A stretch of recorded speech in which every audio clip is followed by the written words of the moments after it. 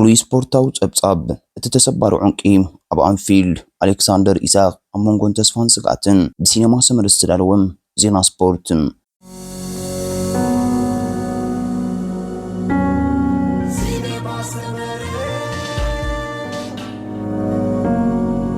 ታሪኻዊ ምስግጋር ኣብ ማእከል ማዕበል መጉዳእቲ ሰላም ዝኽበርኩም ተዓዘብትና ከመይ ጸኒሕኩም ኣብ ናይ ሎሚ ፍሉይ መደብና ብዛዕባ ቲም ኣብ ሰሙን ዝዘራርብም ኤርትራዊ መበቆል ዘለዎ ሸውደናዊ ጥቃዓይ ሊቨርፑል አሌክሳንደር ኢሳቅ ሒዝናልኩም ቀሪብና ኣለና። ኣብ ኩዕሶ እግሪ ዓለም ሓደ ተጻዋታይ ብሉጽ ተውህቦ ዝህልዎም ደገፍቲ ከም ፈውሲ ይርእይዎም አሌክሳንደር ኢሳቅም እቲ ሸውደናዊ ኢብራሂሞቪች ተባሂሉ ጽዋዕም ብወግዒ ናይ ሊቨርፑል ተጻዋታይ ካብ ዝኸውን ኣዋራ ሓቂሩሎም እዚ ምስግጋር ዘን ሊቨርፑል ሓድሽ ምዕራፍ ዝኸፍት እኳ እንተኾነም እቲ ዓመታት ዘጋጥሞ ታሪኽ መስፖርቱ ግን ኣብ አንፊልድ እውን ከቢድ ጽላሎት ይሕድር ኣሎ። እቲ ተባዕ ውሳኔ ሊቨርፑል ካልኩሌትድ ሪስክ ሊቨርፑል ንኢሳቅ ካብ ኒውካስል ከተፈርሞን ከላ ነቲ ዘለዎ ናይ መጉዳእቲ ታሪኽ ኢንጁሪ ሪከርድ ከም ዘይፈልጦ ይኮኑን እንተኾነ ግን እታ ጋንታ ንኢሳቅ ከምትን መጻ 10 ዓመትም ኣብ ቅድሚት ክስራዕ ዝኽእል ብሉጻት ከዓይ ሪቴ ስትሪከር ጌራ ስለ ዝወሰደቶም እቲ ዝተኸፈለ ሚሊዮናት ዋጋም ካልኩሌትድ ሪስክ ተባሂሉ ይግመት። ዝርዝር ታሪኽ መጉዳእቲ እትን መጻኢኡ ዝፈታተን ዘሎ ናይ መስፈርት ደበና ኢሳቅ ኣብ እንግሊዝ ካብ ዝመጽእ ጀሚሩ ንዘይሕከኽ ናይ መስፈርት ታሪኽ ይቃለስ ኣሎ። እቲ ስታቲካዊ ንድፊ ከም ዘርእዮም ቀንዲ ብድሆታቱ እዚኦም እዮም። መጉዳእቲ ጭዋዳ ሰለፍ ኣብ መጀመርታ ዓመቱ 2022-2023 ን17 ጸወታታት ካብ ሜዳ ርሒቕዎም እዚ ንሓደ ሓዱሽ ተጻዋታይ ዳርጋ ፍርቂ ሲዝን ማለት እዩ። ተደጋጋሚ ጸገም ኢሳቅ ብሰንኪ መጉዳእቲ ኣብ 2023-2024 ን12 ጸወታታት ኣብ 2024 ክሳብ 2025 ንሓደ ጸወታ ኣብ ሒዝናዮ ዘለና 2025 ክሳብ 2026 ከዓ ን4 ጸወታታት ተኣልዩ ሰሞያ ከም ዝገልጽዎም ነቲ ነዊሕን ቀጢን ኣካላቱም ኣብ ካብ ማዕከሩ ዓብ ጸቕጢ ይፈጥር እዩ።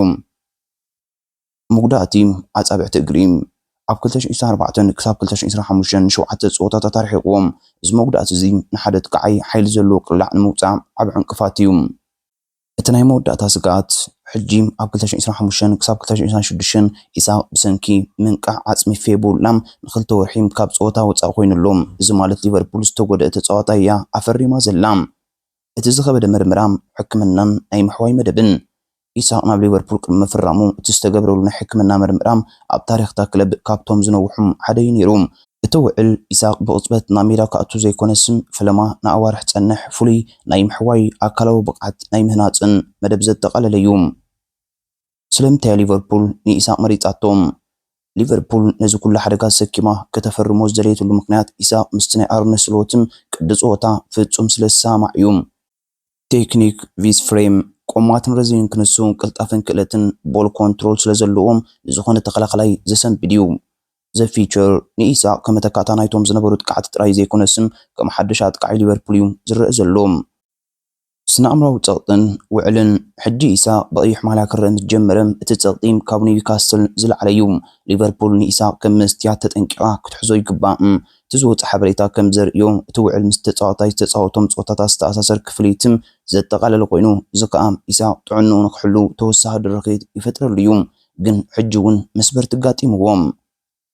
መደምደምታ አሌክሳንደር ኢሳቅ ኣብ መስቀላዊ መገዲ ይርከባሎም። በቲ ሓደ ወገን ዓለም ዘድንቆም ብሉጽ ተውህቦን ኣብ ዓባይ ጋንታ ምጽንባሩን ኣሎም።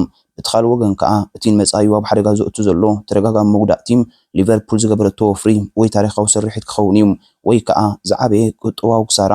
መልሱ ግን ኣብ እግሪ ኢሳቅ ጥራይ እዩ ዘሎ። ዝኸበርኩም ተኸታተልትና ኢሳቅ ሕጂ ተሰይሩ ንኽልተ ወርሒ ካብ ጸወታ ወጻኢ ኮይኑሎም ንስኹም ከም እንታይ ትብሉ? ሊቨርፑል ዝወሰደቶ ሪስክ ሓደጋ ቁኑዕ ድዩ ነይሩ? ኢሳቅ ተመሊሱ ንሊቨርፑል ክከሕሳ ድዩ ወይስ እቲ መጉዳእቲ ክሳዕ መወዳእታ ሲዝን ከርሕቆ እዩ ትብሉ? ርእይቶኩም ኣካፍሉና። ሰላም ወሰናይ።